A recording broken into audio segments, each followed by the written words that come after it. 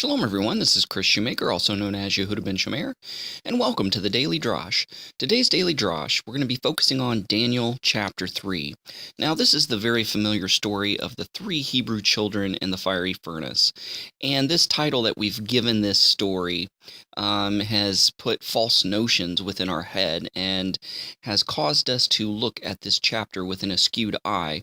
We often think of the three Hebrew children. We think of them as being little. We think of them as being young.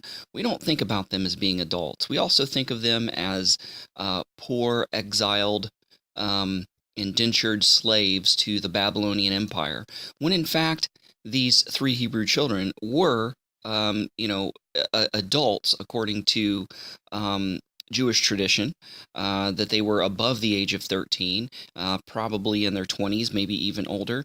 And we also remember them by their Babylonian names, Shadrach, Meshach, and Abednego. And a lot of people don't even know their Hebrew names, but it's mentioned in Daniel chapter 1.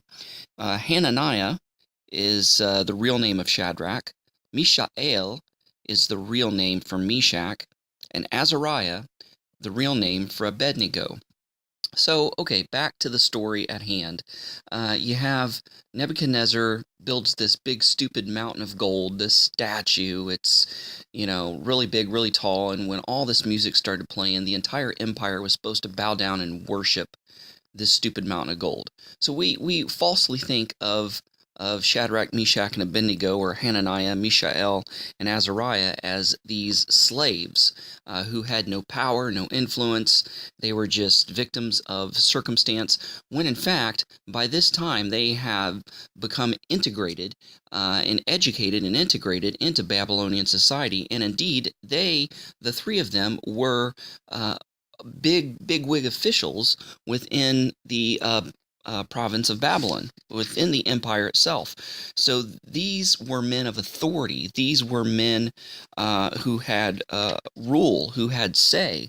They had great power and influence. So their protest, their rebellion, not to bow down to this statue that Nebuchadnezzar had set up, has even more power and more impact, because it's not just these petty little slaves that are in rebellion, but it's these men of authority who is standing up against the state, who is standing up against the king. It would be like those two Christian guys who briefly had a show on HGTV, and when they came out and said, no, we're not going to validate or recognize gay lesbian marriages or relationships. We disagree with that on our religious convictions and biblical standards. And all of a sudden they didn't have a job. All of a sudden they were kicked out.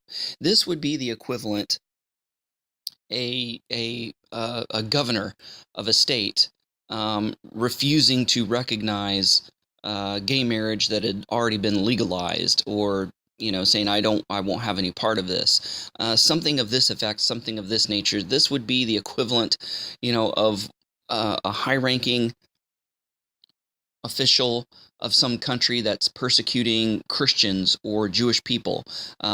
Say like in North Korea, it would be the equivalent of one of the dictator's right-hand man saying, no, I'm not going to persecute Christians. I refuse to do this. I'm going to stand up against you. Any of these actions, especially, in regards to North Korea, any of these actions can cause dire consequences.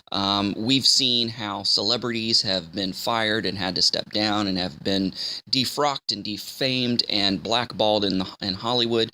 We've seen government officials where they've been forced to resign or step down because of a righteous ruling or decision that they've made that's gone against the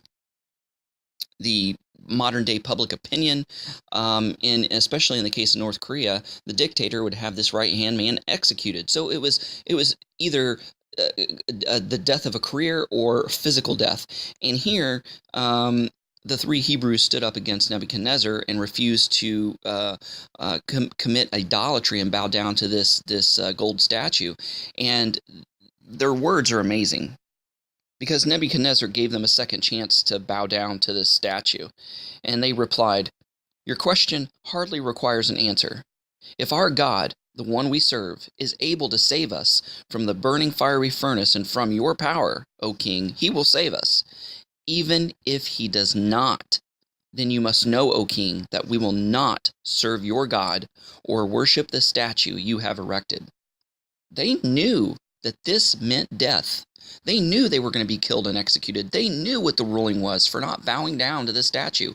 It was death. It was the fiery furnace. They knew what they were going to face. They said, our God is able to save, and we believe he can. But even if he don't, we're still not going to do it. And we're still going to proclaim that God, that Yud-Heh-Vav-Heh, that the God of Israel is God. They didn't expect to be saved, but they were saved.